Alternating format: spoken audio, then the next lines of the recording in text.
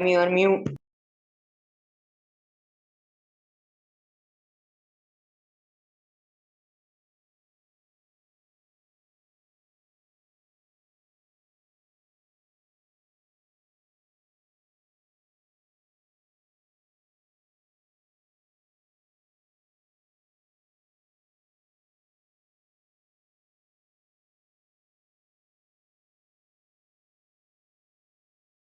Ma'am, you are mute.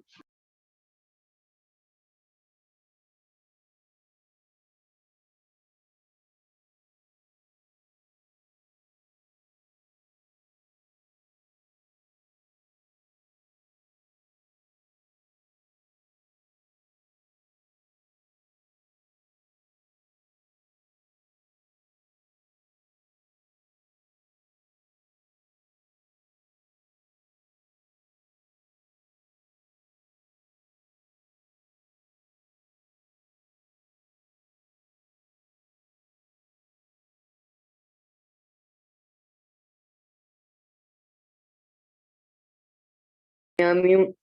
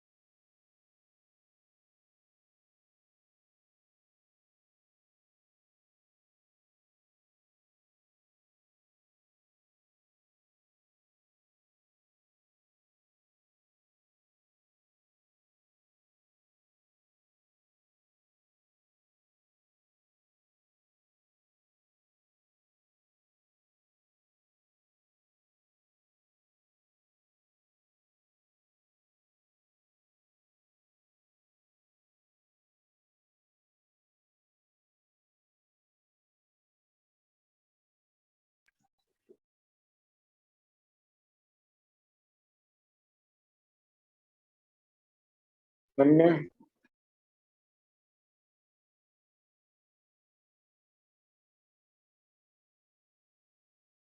Ma'am, you are mute.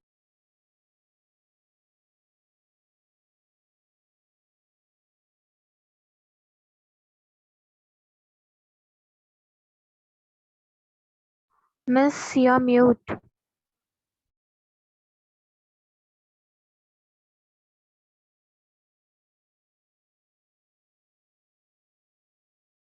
You are mute.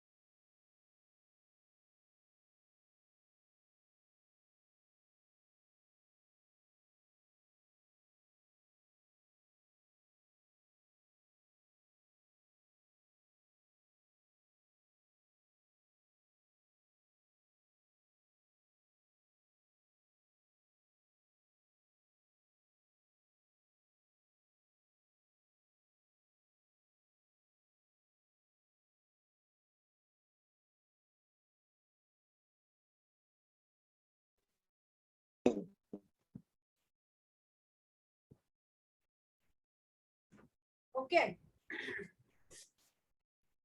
रचना के 3 प्रकार, साधारण वाक्य यानी सरल वाक्य, संयुक्त वाक्य, मिश्र वाक्य और अर्थ के आधार पर यानी 6 प्रकार, विधानार्थक, निषेधार्थक, प्रश्नार्थक, आज्ञार्थक, विस्मयार्थक, देन संदेशसूचक, संदेहार्थक, संभावनार्थक भी कह सकते हैं। तो इस तरह अर्थ के आधार पर वाक्य के 6 प्रकार हैं। ओके, तो चलिए आज हम वाक्य के प्रकार देखते हैं।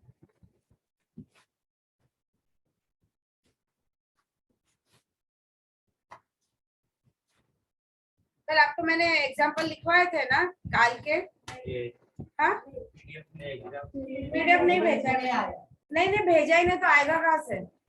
एक्चुअली मोबाइल में थोड़ा मैं डाउनलोड करूंगी और भेज दूंगी। ओके दे दूंगी, आप टेंशन मत लो, आज नहीं तो कल मैं दे दूंगी। ओके पर मैंने आपको काल पढ़ाते समय एग्जाम्पल वगैरह कुछ तो लिखवाया है ना समझने के लिए, आपको वही लिखा है ना? हाँ वही तो आपने लिखा ही नहीं, एक भी नहीं लिखा। जैसे मैंने बोला कि हाँ वो सब लिखा है ना? आपने बोला लिखो मतलब नहीं नहीं जब मैंने काल पढ़ाया ना आपको तो काल की परिभाषा आपने लिखी बराबर। उसके बाद मैंने बताया था कि वर्तमान काल के 3 प्रकार, जैसे सामान्य, अपूर्ण, पूर्ण। तो उसकी डेफिनेशन मैंने लिखने को नहीं बोला, मैं बोल रही थी आप सुने, तो उसके मैं एग्जांपल दे रही थी, वो भी नहीं लिखे आपने। अच्छा अभी उसको लिखने के लिए जगह छोड़ दो, देन आगे टॉपिक डाल दो वाक्य के प्रकार। दो एक आध पेज छोड़ दो बस हो जाएगा। नोटबुक है तो 3 एक पेज छोड़ो, नोटबुक छोटी है ना आपकी, ये भी छोड़ दो क्योंकि 3 है ना, सामान्य वर्तमान, अपूर्ण वर्तमान, पूर्ण वर्तमान। देन उसके बाद है अपूर्ण सामान्य भूतकाल, अपूर्ण भूतकाल, पूर्ण भूतकाल। देन उसके बाद है सामान्य भविष्यकाल, अपूर्ण भविष्यकाल, पूर्ण भविष्य, यानी मिनिमम 2 पेज तो भी छोड़ दो। ओके मैं पीडीएफ भेज दूंगी, वो उसे पढ़ के एक बार लिख लीजिएगा। ओके चलिए देखिए अभी वाक्य के प्रकार।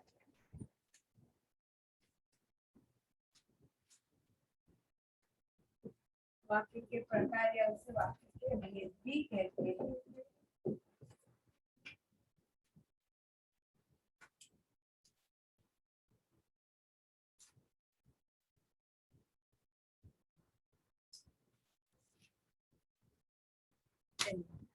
अभी पहले 2 लाइन की डेफिनेशन लिख लो, 2 ही लाइन की। वाक्य की परिभाषा, वाक्य की परिभाषा, वाक्य की परिभाषा यानी डेफिनेशन,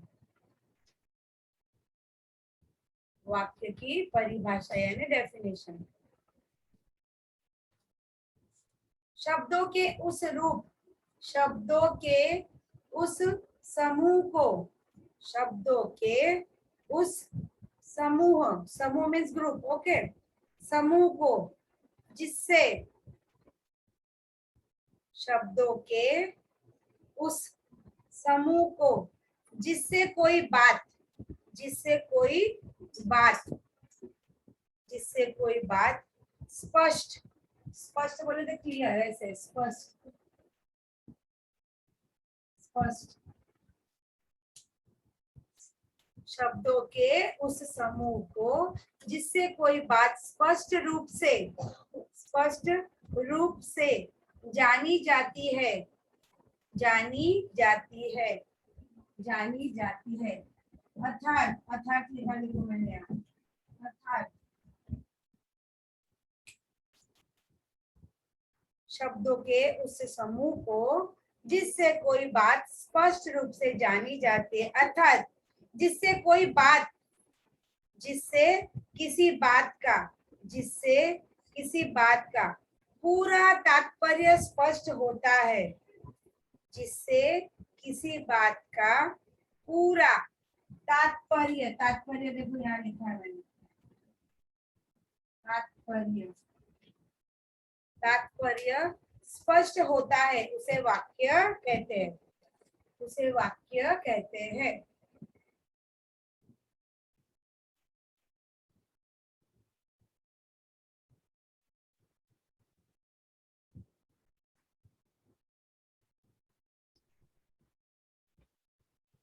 यानी कहने का मतलब देखो, आप देखोगे छोटे बच्चे जब बोलना सीखते एक एक शब्द बोलते हैं, और वो क्या बोलते हैं हमें समझ में आता है?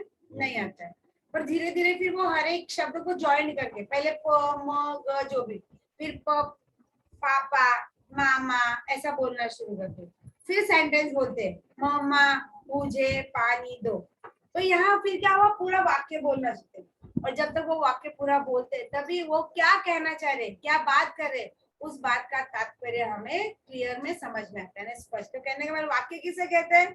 तो शब्दों के उस समूह को जिससे कोई बात क्लियर होती है, स्पष्ट होती है। अभी मैं एक एक शब्द बोलूंगी तो आपको समझ में नहीं आएगा, पर मैं पूरा सेंटेंस बोलूंगी तो आपको तुरंत समझ में आ जाएगा। तो कहने का मतलब अर्थात जिस किसी बात को का पूरा तात्पर्य स्पष्ट होता है यानी क्लियर होता है, उसे हम वाक्य कहते हैं। जैसे मैं बोलूंगी मोहन, फिर बोलूंगी विद्यालय, फिर बोलूंगी जाता है, पर मैं पूरा सेंटेंस मोहन विद्यालय जाता है, तो इस बात से आपको तात्पर्य पता चलेगा कि मोहन नामक लड़का विद्यालय जा रहा है, यानी मेरे कहने का जो मतलब है वो आपको क्लियर होगा यानी स्पष्ट होगा। ओके, चलिए तो देखो यहाँ वाक्य के, अभी ये समझ में आया वाक्य किसे कहते हैं। देन उसके बाद है वाक्य के भेद। ऐसे देखा जाए तो वाक्य के 3 भेद है। पहला भेद है उद्देश्य विधेय, वो हमें पढ़ने की जरूरत नहीं। अभी हमें केवल यहाँ वाक्य के 2 ही प्रकार पढ़ने हैं। ओके,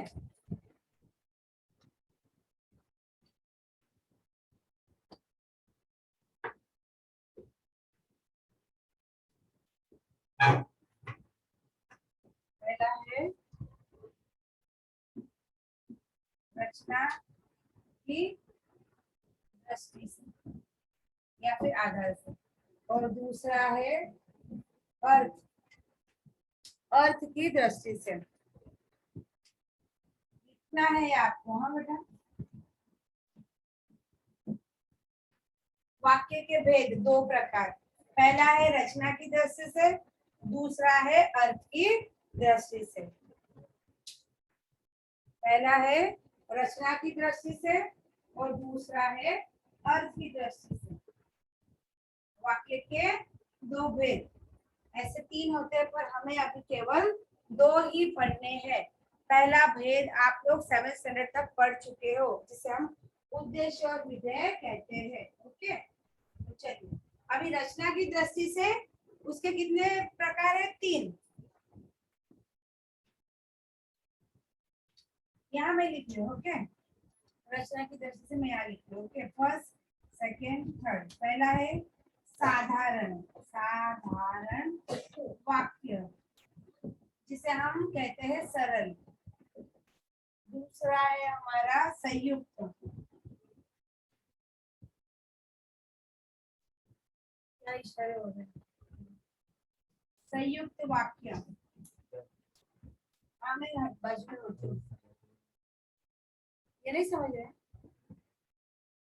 क्या नहीं समझ, बोलो मम्मी बता। ये ये दृष्टि, दृष्टि। अगर दृष्टि नहीं समझ में आता है तो आप लिख सकते हो रचना के आधार पर, आधार पर ऐसे भी लिख सकते हो, ये भी चल सकता है। रचना की दृष्टि से या रचना के आधार पर और अर्थ के आधार पर, ऐसा भी चलेगा।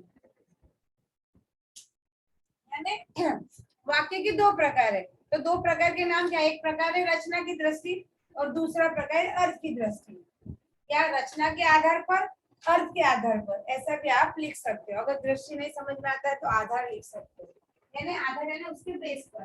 पहला प्रकार है रचना के आधार पर और दूसरा प्रकार है अर्थ के आधार पर, ऐसे। ओके, नहीं समझ में आता तो पूछो बेटा। ओके, अभी रचना के आधार पर पहला वाक्य का प्रकार है साधारण यानी सरल वाक्य, सिंपल। दूसरा है संयुक्त, संयुक्त बोले तो 2 वाक्यों को ज्वाइन करने वाला, वो मैं अभी आपको आगे बताऊंगी। और तीसरा है मिश्र वाक्य, मिश्र वाक्य। मिश्र वाक्य में क्या होता है? पहला वाक्य दूसरे वाक्य पे डिपेंड होता है यानी आश्रित होता है, आधारित होता है। अभी मैं बताऊंगी।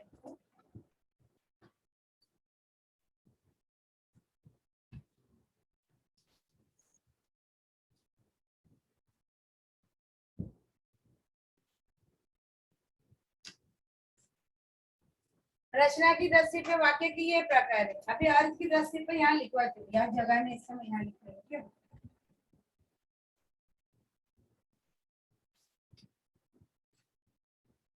अर्थ के आधार पर भी लिख सकते हो, अर्थ के आधार पर वाक्य के प्रकार। तो अर्थ के आधार पर पहले वाक्य का प्रकार है विधानार्थक,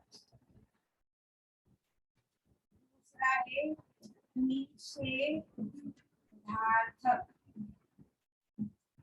तीसरा है प्रश्नार्थक, चौथा है आज्ञार्थक, पांचवा है विस्मयादिबोधक,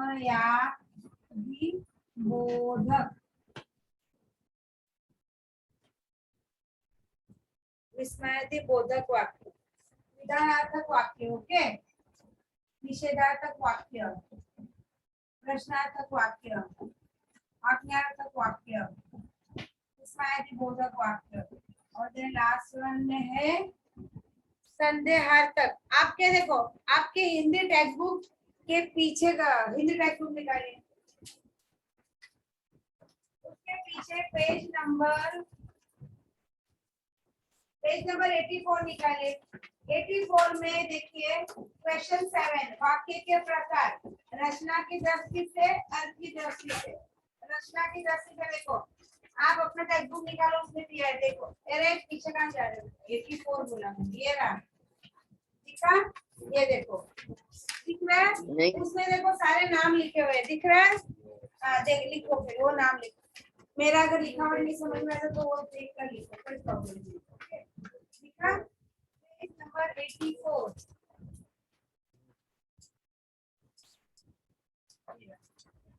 ये देखो क्वेश्चन 7 दिख रहा है? इसमें देखो वाक्य के प्रकार, हाँ, जिसमें वाक्य के प्रकार में पहला है रचना की दृष्टि से, यानी रचना के आधार पर, साधारण, मिश्र, संयुक्त, है ना? मैंने केवल संयुक्त ऊपर लिया है, मिश्र नीचे लिया, और कुछ प्रॉब्लम नहीं। और अर्थ की दृष्टि पे देखो दिया है विधानार्थक, निषेधार्थक, प्रश्नार्थक, आज्ञार्थक, विस्मयादिबोधक, देन संदेह सूचक। लिख लीजिए 6 नाम। बेटा आप कुछ नहीं लाए? हिंदी बिल्कुल नहीं? इसके बाद लेक्चर है।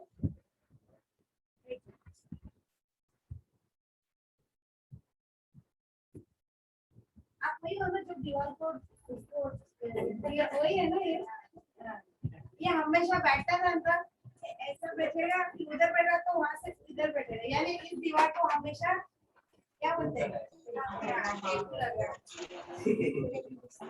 हम लोग कैसे ऐसे बैठते हैं ना, ये कभी भी ऐसा नहीं बैठता। अगर ये यहाँ बैठा तो इसको ज्वाइन होगा, उस साइड बैठा तो उस दीवार को जो ऐसे, यानी इसका जो वो पीठ है ना वो, ओके, समझा?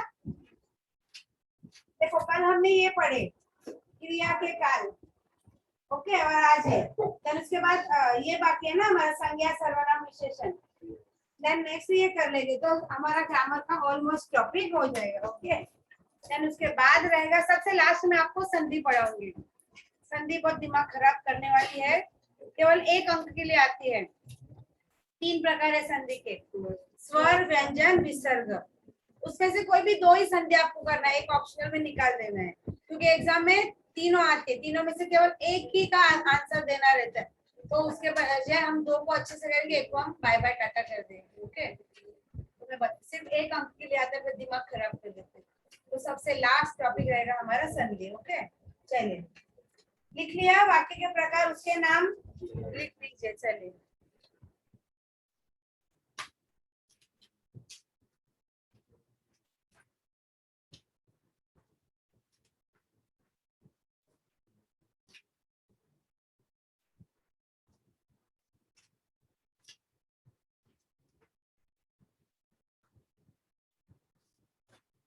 बेटा, चलिए, अभी सबसे पहला लेना है हमें साधारण वाक्य। साधारण वाक्य बोला तो सरल वाक्य, ओके, जिसे हम सिंपल सेंटेंस भी कहते हैं, ओके। चलिए देखिए, लिखिए चाहे तो साधारण वाक्य, सिर्फ नाम ऐसा लिख के रख दीजिए, बाकी कुछ लिखने की जरूरत है, फिर मैं बता रही हूँ आपको क्या करना है।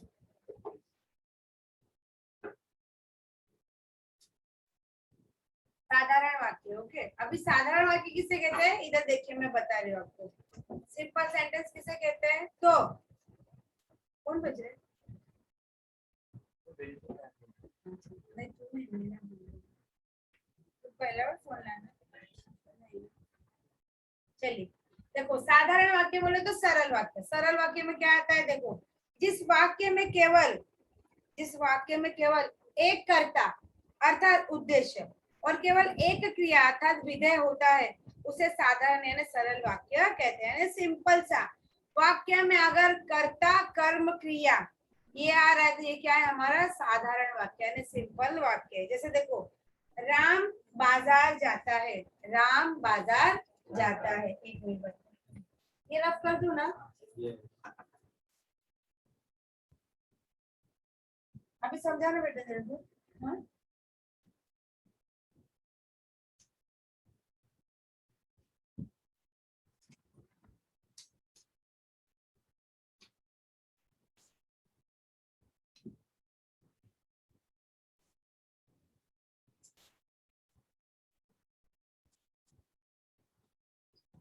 ओके अभी राम क्या है,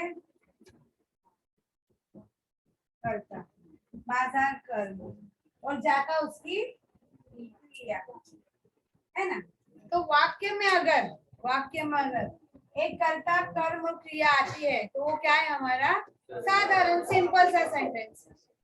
वाक्य में अगर कर्ता कर्म क्रिया आता है तो वो हमारा क्या है, साधारण वाक्य यानी सरल वाक्य, सिंपल सा। इतनी बात आपको याद रखनी, बाकी और कुछ नहीं। कई बार बाय चांस ये देखो रचना पर आधारित यानी आधार भी लिख सकते हैं। ओके ये तुझे दृष्टि समझ में नहीं आया था ना, वही बोल। ओके कहने का मतलब है बहुत रे यानी बहुत कम, यानी ज्यादातर तो आता नहीं, पर अगर आया तो क्या आएगा, वाक्य में दो कर्ता आते, वाक्य में दो कर्ता आते, कर्म एक ही आता है और क्रिया भी हमेशा एक ही आता है। अभी जैसे यहाँ एग्जाम्पल दिया है, करामत अली ने गाय को चारा खिलाया, करामत अली ने गाय को चारा खिलाया। अभी करामत अली करता, गाय करता, चारा उसका कर्म, खिलाना उसकी क्रिया। तो बहुत कम ऐसा आता है कि वाक्य में दो कर्ता आएंगे, बाकी कर्म भी एक ही रहेगा और क्रिया भी एक ही रहेगी, पर ऐसा ज्यादातर आता नहीं है। तो केवल वाक्य में एक कर्ता एक कर्म एक क्रिया यही आता है, तो ये है हमारा सिंपल सेंटेंस यानी साधारण यानी सरल वाक्य आता है। आप वाक्य देखते ही पहचान जाओगे कि ये हमारा सिंपल यानी साधारण वाक्य है। ठीक है, एग्जाम्पल लिखना है तो लिख लो। साधारण वाक्य लिखा है ना आपने, डेफिनेशन मैंने आपको बता दी, एग्जाम्पल लिख लो इस तरह से, तो आपको आगे चल के पता हो जाएगा। हाँ ऐसे भी मैं इसका पीडीएफ आपको भेज दूंगी, पर अभी फिलहाल थोड़ा आपको आइडिया आने के लिए लिख लीजिए। राम बाजार जाता है, राम करता है, बाजार कर्म है, जाता उसकी क्रिया है। तो इस तरह का अगर वाक्य के अंदर कर्ता कर्म क्रिया आता है तो वो हमारा साधारण यानी सिंपल सेंटेंस है। ओके बेटा समझा।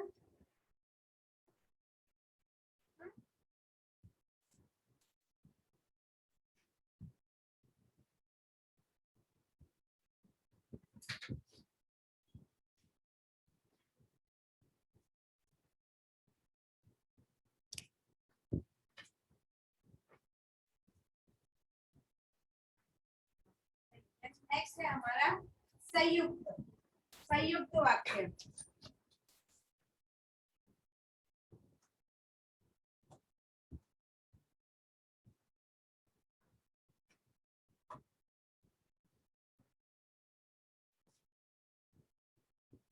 संयुक्त वाक्य आपको तो अच्छा नहीं लग रहा है, मेरा फेवरेट, मेरा सिद्धार्थ शुक्ला मेरा फेवरेट था, यानी मैं भी बिग बॉस देखती थी उस समय। ज्यादातर लोग सब सिद्धार्थ शुक्ला को पसंद करते थे। आई थिंक पिछले साल या ये सीजन बिग बॉस का ही चल रहा था ना, नहीं नहीं सीजन 13 चल रहा था, तो सितंबर में वो सीजन चल रहा था ना जब सिद्धार्थ शुक्ला बिग बॉस में था ना, तो उसमें उस समय ये सितंबर में वो बिग बॉस शो चल रहा था ना, ऐसा मैं बोल रही हूँ है ना 19 में। हाँ 2019 पर ऐसा बिग बॉस का 13 सीजन था ना, 13 सीजन का विनर था ना वो, ईयर 19 चल रहा था। आई थिंक उसी के बाद कोरोना चालू हुआ था ना। क्या बोलते हैं ना, इंसान कामयाब होने के बाद अगर ऐसा होता और कम उम्र में, और बोलते हैं हाँ, और अभी अभी वो सक्सेस हो रहा था 48 हुआ था। 40, ओनली 40, 40 था। हाँ 40, और ऐसा भी नहीं बीमार था, एकदम फिट भी था ना, उसे कोई देख के बोल सकता है वो बीमार था, कुछ भी नहीं, कुछ नहीं। हाँ क्या, हाँ हाँ हाँ, अभी बीच में मैंने उसे कब देखा था, बालिका वधू सीरियल आती थी ना, उसमें वो फर्स्ट टाइम था। हाँ उसको हर साल पता है 2012। हाँ शिव, शिव नामक कैरेक्टर उसमें किया था। किसमें, बद्री की दुल्हनिया, हम हाँ हाँ राइट हाँ, और ये इसमें भी था, खतरों के खिलाड़ी का भी विनर था, बोला था कौन सा साल, सीजन, हाँ 9। तो ये खतरों के खिलाड़ी तो हम आई थिंक 2-4 साल से देखने लगे, हम पहले इतना ये नहीं था, अभी अभी हम देखने लगे। वो कीड़े पीड़े देखते तो और भी गंदा लगता है, और खाना खाते समय बैठने को तो और भी गंदा लगता है। बच्चों को आदत होती है खाना खाने बैठे तब टीवी लगा के देखते हैं, ए मेरे बंद कर, तो मम्मी तू पीठ कर उधर उस साइड और तू मुंह इधर करके देख कर, फिर वो लोग चिल्लाते तो और भी गंदा लगता है ना। पर नहीं, जो भी हुआ बहुत बुरा हुआ। सुनने में आया उसके पिताजी ने, माता मम्मी ही थी अकेली, I think big boss show में उसकी मम्मी आई थी, देखो उसको मिलने को, जब सबसे ज्यादा कभी भी देखो, अभी क्या है बोलते हैं ना, इंसान अपने कर्मों से याद रहता है। अभी हम उसे जब भी बिग बॉस वगैरह शो का अगर बात होगी तब उन्हें, और एक शहनाज को देखेंगे तो हम उसे याद करेंगे। हाँ? शहनाज ना, वो क्योंकि बिग बॉस में वो उसके बहुत करीब आ चुकी थी, कहने का मतलब, क्योंकि मालूम है उनको सिद्धनाथ जैसे उस नाम से उनको एक नाम पेट नेम दिया था, इस तरह से उन्हें लोग पहचान देते हैं। यानी बिग बॉस का पूरा सीजन उन्होंने एक साथ बिता दिया, यानी वो काफी करीब आ चुके थे। देखा था हमने शो में, देखा था उनकी दोस्ती, उनकी मस्ती कितना देखा था। और सबसे ज्यादा लड़ाई झगड़ा रश्मि देसाई से, जली हुई रोटी वगैरह खिलाया था, देखा था क्या आपने? वो सीजन देखने को अच्छा लगा था, कितनी लड़ाई। वो आसिम ना, क्या बोलता था वो, है ना, इंग्लिश में बात करते थे। आई थिंक वो भी आया था अभी। हाँ देखो क्या होता है, नहीं नहीं, हर एक व्यक्ति के लाइफ में एक ऐसा समय आता है, हम किसी से लड़ाई झगड़ा करते थे, उस समय ऐसा लगता है कि मैं इसको मार दूं। वो सीजन में ऐसा ही सब चल रहा था, तू बाहर निकल से मैं तुझे बताते हो, ऐसा बहुत बात हो रही थी ना। सलमान आके बोलते थे क्या तुम बाहर दिखाने वाले हो, क्या बाहर दिखाने वाले। और अभी देखो बाहर आने के बाद कौन कब तक रहा, कौन कहाँ गया, यानी वो सब बोलते हैं ना, वो सब हम गुस्से में बोलते हैं, पर फिर रियल में वैसा कुछ होता नहीं। एक बिग बॉस था उस समय, वो सब उस सेटअप पे थे, बाद में निकलने के बाद कौन कहाँ। अभी आप लोग साथ में पढ़ रहे हो, 10 के बाद कौन कहाँ जाएगा। कभी कभार मिले, याद रहा तो हाय हेलो, नहीं तो भूल गए, है ना। यानी इसलिए कहते कि जब तक हम साथ में है तब तक हमें अच्छे से प्यार से, और बोलते हैं ना, आने वाला हर एक क्षण जो भी मिल रहा है, जो दिन मिल रहा है, समय मिल रहा है, उसे हमें हंसी खुशी गुजारना चाहिए, खास के नहीं गुजारना चाहिए। चलिए,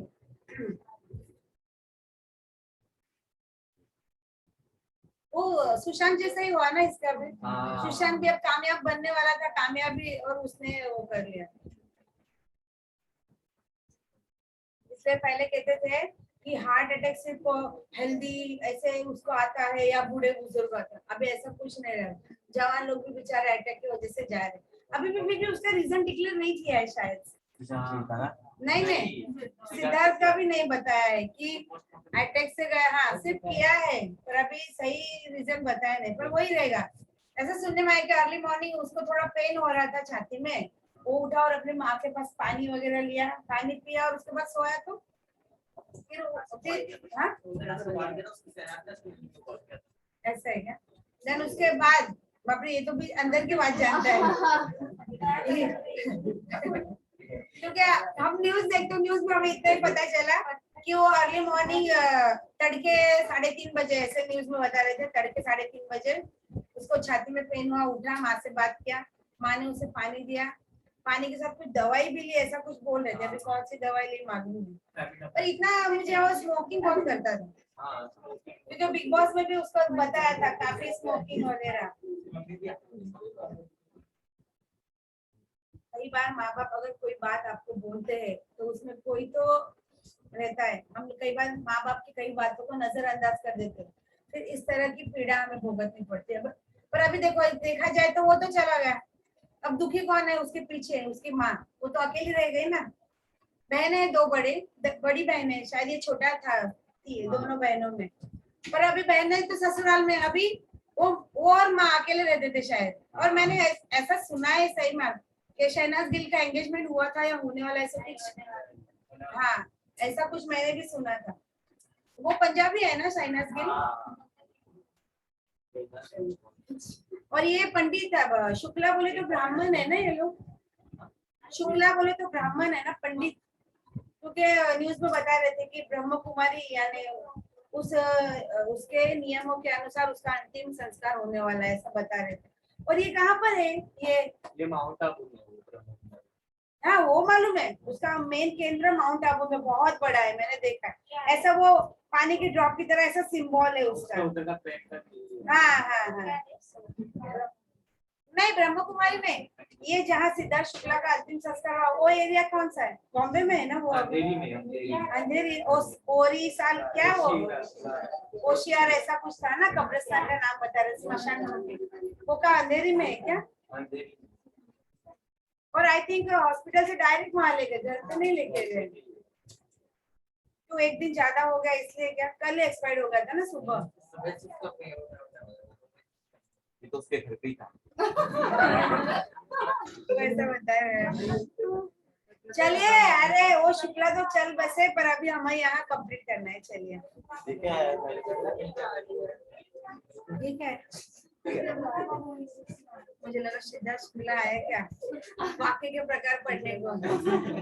चलिए, भगवान उसकी आत्मा को शांति दे। बस चलिए, देन नेक्स्ट है हमारा संयुक्त वाक्य। अबे संयुक्त वाक्य, बस रिपोर्टर, संयुक्त वाक्य किसे कहते हैं? तो देखिए, संयुक्त वाक्य क्या है? उसे हम कंपाउंड सेंटेंस भी कहते हैं। यानी देखिए, अभी सिर्फ देखिए, सुनिए, जिस वाक्य में, कोई भी वाक्य में दो या दो से अधिक, बस कोई भी वाक्य में एक या दो या दो से अधिक वाक्य आते हैं, यानी एक सेंटेंस दूसरा सेंटेंस। जैसे मैं घर गया, वह चला गया, दो वाक्य हो। यानी कहने का मतलब है कि जिस वाक्य में दो या दो से अधिक वाक्य हो किंतु वह एक दूसरे पर डिपेंड न हो, यानी एक दूसरे पर आश्रित न हो, अलग स्वतंत्र वाक्य हो।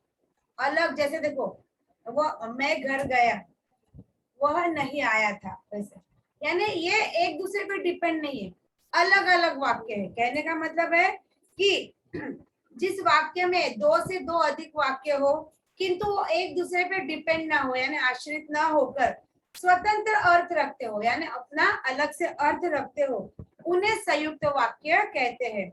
और ऐसे संयुक्त वाक्यों को जोड़ने के लिए, ये स्वतंत्र संयुक्त वाक्यों को जोड़ने के लिए यहाँ पर हम अवयव, कौन सा अवयव? समुच्चय बोधक अवयव। हम अवयव पढ़ेंगे, उसमें अवयव के प्रकार है ना, चार: क्रिया विशेषण अवयव, समुच्चय बोधक अवयव, संबंध बोधक अवयव, विस्मयादि बोधक अवयव। तो उसमें से समुच्चय बोधक अवयव, समुच्चय बोधक अवयव बोले तो उसे इंग्लिश में कहते हैं कंजक्शन। तो उस समुच्चय बोधक अवयव का शब्द लेकर हम यहाँ पर ये दो अलग जो वाक्य है संयुक्त, उसे जोड़ने का काम करते हैं। और समुच्चय बोधक अवयव में किस तरह के शब्द आते हैं? अथवा, किंतु, परंतु, पर वगैरह, यहाँ दिया है। लेकिन, परंतु, अथवा, इसलिए, तथा, और, तभी, फिर भी, किंतु, क्योंकि, बल्कि, अतः, इस तरह के बहुत से शब्द आते हैं। उन शब्दों को लेकर हम यहाँ पर यह दो अलग स्वतंत्र वाक्यों को जोड़ने का काम करते हैं, तो उसे कहते हैं संयुक्त वाक्य। संयुक्त वाक्य बोले तो दो अलग वाक्यों को, दो अलग स्वतंत्र वाक्यों को जोड़ने के लिए हम समुच्चय बोधक अवयव का प्रयोग करते हैं, और उस प्रयोग से हम दो अलग स्वतंत्र वाक्यों को जोड़ते हैं। यहाँ मैंने एग्जांपल दिया है, जैसे देखो, हम सब पहुंच गए, एक वाक्य हुआ। हम सब पहुंच गए, एक वाक्य हुआ। वे नहीं आए, वे नहीं आए। अब ये दो वाक्यों को जोड़ने के लिए मैंने यहाँ यूज किया है परंतु शब्द। हम सब पहुंच गए परंतु वे नहीं आए। अब ये परंतु शब्द हमारा कहाँ से लिया है? समुच्चय बोधक अवयव का शब्द है। ओके, यहाँ मैंने दिए हैं, ये शब्द मैं आपको भेजूंगी, सो टेंशन मत लीजिए कि ये मिस ने ये शब्द कहाँ से डाला, तो यहाँ मैंने दिया हुआ है। ओके, अभी दूसरा देखो एग्जाम्पल है, तुम यहाँ आओ, तुम यहाँ आओ, एक वाक्य हुआ। वहां चली जाओ, वहां चली जाओ, दूसरा वाक्य हुआ। तुम यहाँ आओ, एक वाक्य हुआ। वहां चली जाओ, दूसरा वाक्य। अभी दो अलग वाक्यों को जोड़ने के लिए मैंने यहाँ अथवा शब्द का प्रयोग किया है। तुम यहाँ आओ अथवा वहां चली जाओ। तो दो अलग स्वतंत्र वाक्यों को जोड़ने के लिए मैंने यहाँ समुच्चय बोधक अवयव का प्रयोग किया है। तो दो अलग स्वतंत्र वाक्य बोले तो जोड़ने के लिए जोड़ते हैं, उसे हम क्या कहते हैं? संयुक्त वाक्य। ओके, तीसरा एग्जाम्पल देखिए, मोहन पढ़ रहा था, मोहन पढ़ रहा था, एक वाक्य हुआ। रवि चला गया, रवि चला गया। मोहन पढ़ रहा था, एक वाक्य हुआ। रवि चला गया, दूसरा वाक्य। अब ये दोनों स्वतंत्र अलग वाक्य, अभी दोनों वाक्यों को जोड़ना है, तो मैं यहाँ जोड़ने के लिए समुच्चय बोधक अवयव का शब्द करती हूँ। कौन सा शब्द है? तभी। तो देखो, मोहन पढ़ रहा था, तभी रवि चला गया। तो तभी शब्द से मैंने ये दोनों वाक्यों को जोड़ा। तो जब हम जोड़ते हैं तो उसे हम कहते हैं संयुक्त वाक्य। समझ में आया एग्जाम्पल? एक एग्जाम्पल लिखना है तो लिख लो, संयुक्त वाक्य का एक एग्जाम्पल लिखना है तो लिख लो। हम सब पहुंच गए, हम सब पहुंच गए।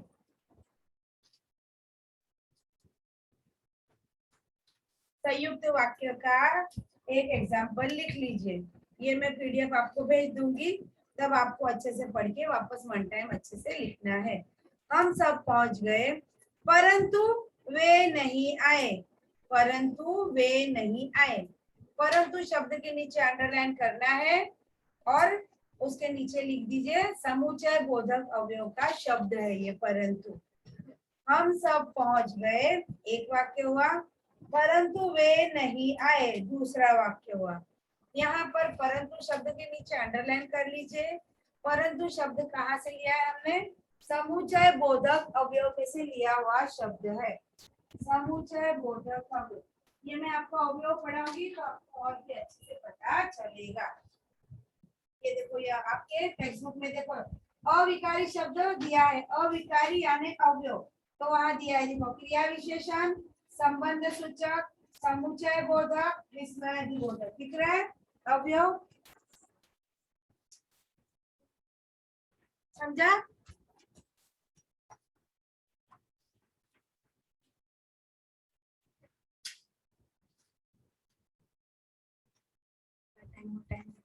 हाँ, कितना? 450। यानी 4:15। समझा? देन उसके बाद है हमारा मिश्र वाक्य। मिश्र वाक्य, तो मिश्र वाक्य की डेफिनेशन सुन लीजिए।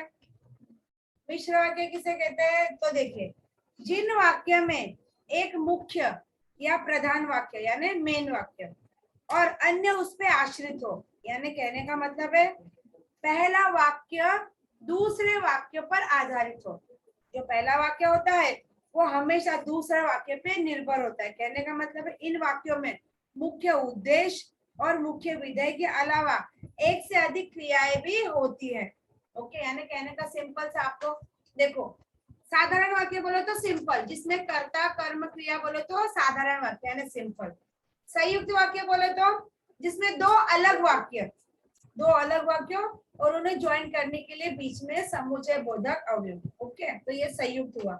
मिश्र वाक्य बोले तो मिश्र वाक्य में क्या होता है?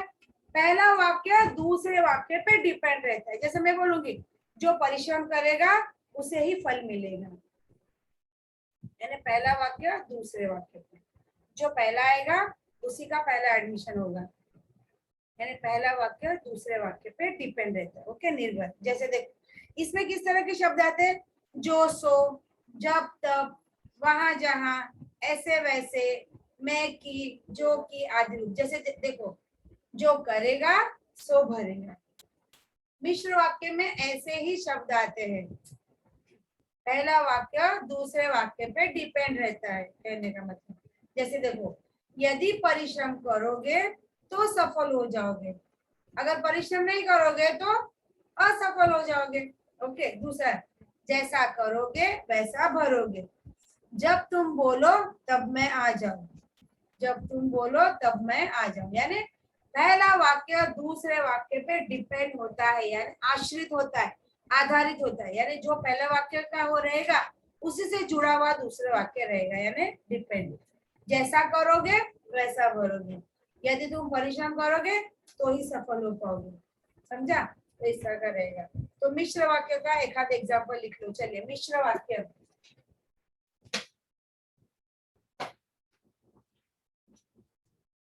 मिश्र वाक्य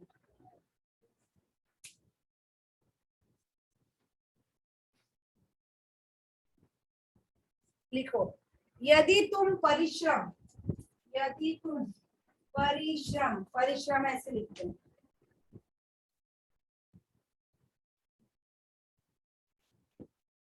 यहाँ परिश्रम का आप मेहनत भी लिख सकते हो, यदि तुम मेहनत करोगे तो ही सफल, यदि तुम परिश्रम या फिर मेहनत करोगे तो सफल हो जाओगे, तो सफल हो जाओगे। या फिर ऐसे भी लिख सकते हो, जैसा करोगे वैसा भरोगे। और ज्यादातर मिश्र वाक्य में क्या होता है, आधे सेंटेंस में कॉमा होता है, यदि तुम परिश्रम करोगे कॉमा तो सफल हो जाओगे, जैसा करोगे कॉमा वैसा भरोगे। यानी तीनों वाक्य आपको समझने के लिए एकदम सिंपल सा है। ओके, कहने का मतलब है, पहला वाक्य बोलो तो साधारण सिंपल, जिसमें कर्ता कर्म क्रिया बस। दूसरा है संयुक्त, जिसमें तो अलग स्वतंत्र वाक्य है और उसे जोड़ने के लिए हमें यहाँ समुच्चय बोधक अवयव का प्रयोग करते हैं। और रचना के आधार पर जो वाक्य के प्रकार आते हैं वो केवल आपको पहचानने के लिए आते हैं।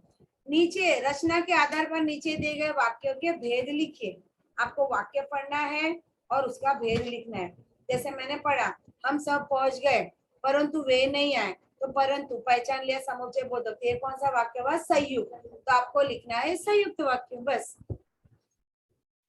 मिश्र वाक्य, मिश्र वाक्य में पहला वाक्य दूसरे वाक्य पे डिपेंड रहता है, यानी आधारित रहता है। ओके, तो जैसे जैसे करोगे कॉमा वैसे भरोगे, तो पहचान लिया आप, तो ये क्या है हमारा मिश्र वाक्य है ना, सिंपल। रचना के आधार पर वाक्य के तीन प्रकार समझ में आए।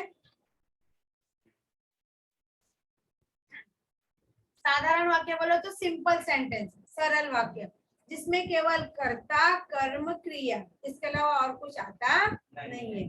संयुक्त वाक्य, संयुक्त वाक्य में दो अलग प्रकार के स्वतंत्र वाक्य आएंगे, जिसे जोड़ने के लिए हमें यहाँ समुच्चय बोधक अवयव का प्रयोग करना पड़ता है, या ऑलरेडी किया हुआ रहेगा, केवल आपको वहां पहचानना रहेगा। देन मिश्र वाक्य, मिश्र वाक्य में हमेशा पहला वाक्य दूसरे वाक्य पे डिपेंड रहता है, आधारित, निर्भर रहता है, आश्रित रहता है। जैसा करोगे वैसा भरोगे, यदि परिश्रम करोगे तो सफल हो जाओगे, यानी पहले वाक्य पर दूसरा वाक्य निर्धारित, डिपेंड रहता है। तो इस तरह है हमारे रचना के आधार पर वाक्य के तीन प्रकार, समझा? नेक्स्ट है हमारा अर्थ की दृष्टि से या अर्थ के आधार पर वाक्य के प्रकार। तो पहला है उसमें हमारा विधानार्थक वाक्य। विधान, विधान बोलो तो विधानार्थक, यहाँ भी सिंपल सा, पर एक बात यहाँ याद रखनी है कि विधानार्थक वाक्य में हमेशा कभी भी ना, नहीं, मत, ना, नहीं, मत, इन शब्द का प्रयोग नहीं होता है। विधानार्थक वाक्य, विधानार्थक बोले तो कि जिस वाक्य में किसी क्रिया करने या होने का बोध हो। विधान बोले तो विधानार्थक वाक्य, यानी विधान, जो विधान है, जैसे बोलते हैं ना सूर्य पश्चिम में उगता है, ये तो कुदरती नियम है ना, उसमें कोई बदलाव है? आज बोले सूर्य बोला कि आज पूर्व में बहुत ट्रैफिक थी तो मैं पश्चिम से उगता हूँ, ऐसा है कुछ नहीं। उसका जो नियम है, जो ये है प्रकृति का जो नियम, उसी के हिसाब से वह पूर्व दिशा में ही राइजिंग होता है, ओके, उगता है। तो कहने का मतलब ये क्या है विधान यानी विधानार्थ है। तो ये कहने का मतलब जैसे देखो इसमें क्या होता है, क्रिया हो गई है, क्रिया करने वाली है या क्रिया हो रही है, इन बातों का समावेश है। जैसे देखो मेहमानों ने भोजन किया एग्जाम्पल, या फिर माँ विद्यालय जाती है, या फिर वर्षा हो रही है। यानी कहने का मतलब क्रिया हो गई है, क्रिया करने वाली है या क्रिया हो रही है, यानी विधान। ये सब कुछ याद रखो, सिर्फ आपको विधान वाक्य में एक बात याद रखनी है, वाक्य सिंपल रहेगा और उस वाक्य में भूल कर भी ना, नहीं, न या मत शब्द का प्रयोग नहीं होता है। तो वो है हमारा विधानार्थक वाक्य। विधानार्थक वाक्य बोले तो उस वाक्य में ना, नहीं, मत, न इन शब्द का प्रयोग नहीं होता है, तो वो है हमारा विधानार्थक वाक्य। ओके,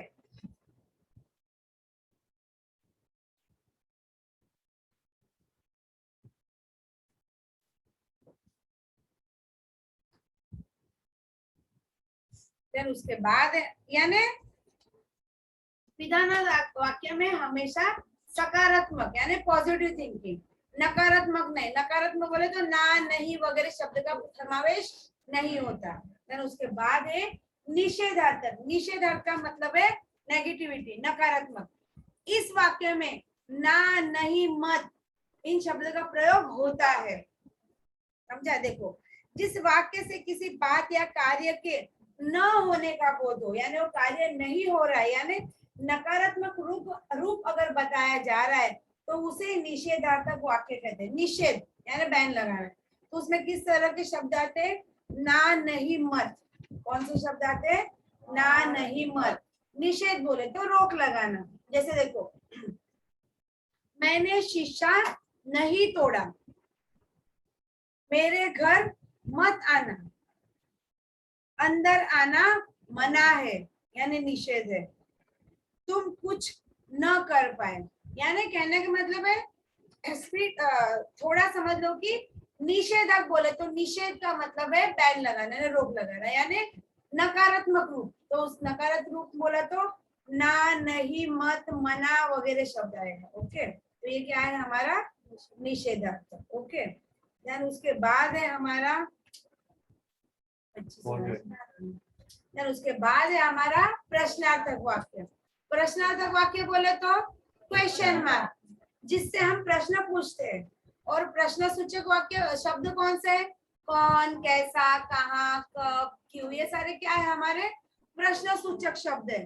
तो इन प्रश्न सूचक शब्दों को लेकर अगर कोई हम प्रश्न पूछते हैं तो उसे हम क्या कहते हैं? प्रश्न। जैसे देखो जिस वाक्य से किसी प्रश्न के पूछे जाने का बोध होता है उसे हम प्रश्नार्थक वाक्य कहते हैं, जहां पर हम प्रश्न सूचक शब्द का प्रयोग करते हैं। जैसे देखो कब, कहाँ, क्यों, किससे, कौन वगैरह शब्द। जैसे देखो बेटा तुम कौन सी कक्षा में पढ़ते हो।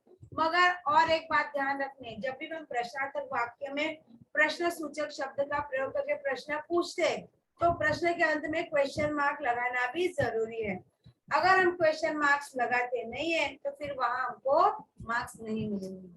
हम प्रश्न पूछ रहे हैं ना, तो प्रश्न पूछे तो हमेशा एंडिंग में प्रश्न सूचक चिन्ह आना भी जरूरी है। ओके, जैसे आप कैसे हो, क्वेश्चन मार्क, है ना। तुम कब आओगे, क्वेश्चन मार्क, है ना। प्रश्न सूचक शब्द का प्रयोग भी करना जरूरी है और वाक्य के अंत में प्रश्न सूचक चिन्ह लगाना भी जरूरी है, तभी ये हमारा प्रश्नार्थक वाक्य कहलाएगा। समझा बेटा? देन दूसरा है हमारा अगला आज्ञार्थक वाक्य। आज्ञार्थक बोले तो ऑर्डर।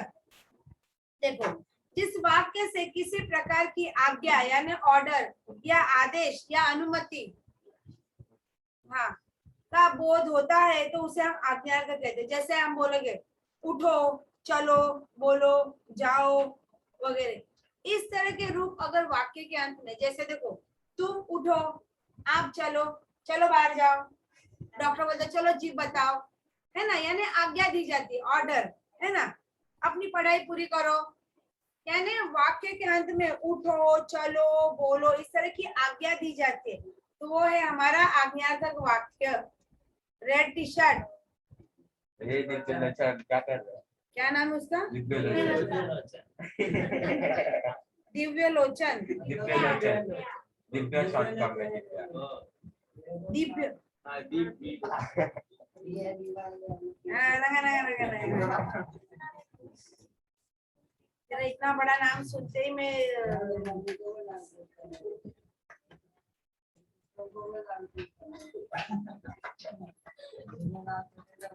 सरनेम क्या है आपका? चौधरी। सब हम चौधरी बोलेंगे, है ना? इतना बड़ा नाम लेने से छोटा चौधरी बोलेंगे। चाचा चौधरी। कॉमिक्स आता था ना चाचा चौधरी, मालूम है ना? चलिए, तो चौधरी जी, आज्ञानात्मक वाक्य में क्या आता है? एक तरह की आज्ञा देना, ऑर्डर, है ना? चलो उठो, चलो बैठो, चलो बाहर निकलो, चलो चीज बताओ, करे। तो इस तरह की आज्ञा अगर दी जाती है तो उसे कहते हैं आज्ञानात्मक वाक्य। समझ रहे हो ना चौधरी? अब मुझे याद रह जाएगा। चलिए आगे देखते हैं। देन उसके बाद है हमारा विस्मयादि बोधक वाक्य। विस्मयादि बोधक बोले तो आपको पहचानने में एकदम सिंपल, जिसमें इस तरह का निशान आता है और उसमें इस तरह के शब्द आते हैं। हाय, हे राम, सिद्धार्थ तुम कहाँ चले गए, है ना? यानी कहने का मतलब है विस्मयादि बोधक में हम अपने मन के भाव व्यक्त करते हैं, घृणा, नफरत, प्यार, जो भी है। जैसे देखो, दुख, क्रोध, घृणा, जो भी हमारे मन के जो भाव होते हैं उसे हम व्यक्त करते हैं। हाँ, जैसे देखो एग्जांपल दिया, जैसे छी कितना गंदा पानी, खराब पानी देखने के बाद हम अपने मन के भाव यानी घृणा का भाव व्यक्त करते हैं। जैसे कोई पढ़ाई में अच्छा, वाह कितना अच्छा अंक लाए हैं, यानी खुशी व्यक्त करते हैं। यानी इस तरह हम अपने मन के जो भाव वो व्यक्त करते हैं, उसे हम क्या बोलते हैं? विस्मयादि बोधक। और विस्मयादि बोधक को पहचानना एकदम इजी रहता है, इस तरह के शब्द रहते हैं। अरे, हाय, वाह, शाबाश वगैरह, है ना? छी, उफ, उफ कितना शोर है, उफ कितनी बातें करता है चौधरी, है ना? इस तरह। तो ये रहेगा हमारा विस्मयादि बोधक। ओके, देन उसके बाद है हमारा लास्ट वन संदेह सूचक वाक्य, जिसे हम संभावनात्मक वाक्य भी कहते हैं। जिस वाक्य से किसी बात का संदेह या संभावना का भाव का अगर बोध होता है तो उसे हम क्या करते हैं? समझ। जैसे इसमें आता है शायद, लगता है, बोलो ना, शायद कल जोरों से बारिश होगी, यानी एक तरह की मैं संभावना व्यक्त करती हूँ, है ना? या फिर मैं बोलूंगी शायद मामा दुबई से आ गए होंगे, शायद आए भी होंगे, नहीं भी होंगे। मामा दुबई में होने तो चाहिए तो आएंगे ना, ऐसे ही बोले आ गए दुबई से, है ना? यानी एक तरह की हम संभावना व्यक्त करते हैं। मम्मी ने बोला है कि तू क्लास से आएगा तब तक मामा आ चुके होंगे, तो हम यहाँ बैठे बैठे हम सोचते शायद मामा घर पे आ चुके होंगे, क्योंकि मामा की आने की खुशी से ज्यादा मामा ने हमारे लिए क्या लाया होगा, इस बात की जानने की खुशी या उत्सुकता हमें ज्यादा होती। तो कहने का मतलब है संदेह सूचक बोले तो एक तरह का संदेह व्यक्त करना। ओके, तो अगर इस तरह के वाक्य में आता है तो वो वाक्य रहेगा हमारा संदेह सूचक। यानी जैसे संभावना है कि वे लोग आ गए होंगे, संभावना है कि अब तक सिद्धार्थ का अंतिम संस्कार हो गया होगा, यानी एक तरह की अभी घर जाने के बाद न्यूज देखते थे, अरे अभी तक हुआ नहीं, क्योंकि काफी समय से एम्बुलेंस वहीं पे हॉस्पिटल में ही खड़ी थी। यानी एक एग्जाम्पल दे दूं, ऐसा तो कुछ होता नहीं, वो तो बेचारा चला गया, पंच तत्वों में लीन हो गया। कहने का मतलब बोलते हैं ना, इंसान जिंदा है तब तक ही उसकी कद्र होनी चाहिए, कुछ खिलाना पिलाना जो भी है तब तक करो, बाद में मर जाने के बाद उसको मेवा मिठाई खिलो, गंगा जल दो, कुछ दो, कोई मतलब नहीं। उसके शरीर के साथ क्या होता है क्या नहीं होता, फिर उसके लकड़ी में जलाओ या उसको मिट्टी में दफन कर दो, कोई फर्क नहीं पड़ता। लोग क्या करते हैं, इंसान मरने के बाद बोलते नहीं मैं, मेरे पिताजी एक्सपायर हो गए, उनके नाम पे मैं ये करूंगा, ये दान दूंगा वो, और जब तक पिताजी जिंदा है तो उनको खाने को नहीं दे रहे थे। बहुत से घरों में ऐसा भी होता है, माँ बाप जिंदा है तो उनकी कदर नहीं होती और मरने के बाद उनकी बरसी मनाई जाती है ना, ये तो ये दिखावा करने का कोई मतलब होता नहीं है। मेरा कहने का मतलब है कि इंसान जब तक जिंदा है तब तक ही उसकी सेवा करो, मरने के बाद आप क्या कर रहे हो वो देखने को आ रहा है, कुछ नहीं आ रहा है, तो ऐसा कुछ होना नहीं चाहिए। तो इस तरह हमारे वाक्य के प्रकार है, मैं पीडीएफ भेज दूंगी, आप लोग अच्छे से पढ़ लेना और वन टाइम लिख लेना। ओके बेटा, समझ में आ गया? वाक्य के प्रकार, वाक्य नामक इंसान है, उसकी दो बेटियां हैं, एक बेटी का नाम रचना है, दूसरी बेटी का नाम अर्चना है। रचना के 3 बच्चे हैं, उनका नाम है साधारण वाक्य, सरल संयुक्त वाक्य, मिश्र वाक्य। और अर्चना के बच्चों का नाम है विधानार्थक वाक्य, निषेधार्थक वाक्य, प्रश्नार्थक वाक्य, आज्ञार्थक वाक्य, विस्मयार्थक वाक्य, संदेश सूचक वाक्य। समझा?